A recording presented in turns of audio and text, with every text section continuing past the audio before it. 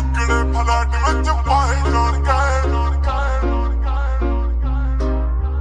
happy birthday ਆ ਬਈ ਮੇਰੇ ਪੱਕੇ ਯਾਰ ਦਾ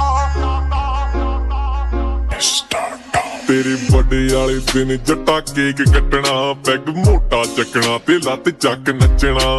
ਨਵੀਂ ਸਹੇਲੀ ਕਿਹੜੀ ਤੇ ਪੁਰਾਣੀ ਕਿਹੜੀ ਆ ਬਣਾ ਕੇ ਲਿਸਟ ਤੂੰ ਦੇ ਮੈਂ ਸਾਰੀਆਂ ਨੂੰ ਸੱਦਣਾ ਸ਼ਟ ਯੋਰ ਮਾਊਥ ਜਿਹੜੀ ਕਹਿ ਕੇ ਗਈ ਸੀ ਉਸੇ ਕੁੜੀ ਕੋਲੋਂ ਕੇਕ ਜੇ ਕਟਾਏ ਜਾਣਗੇ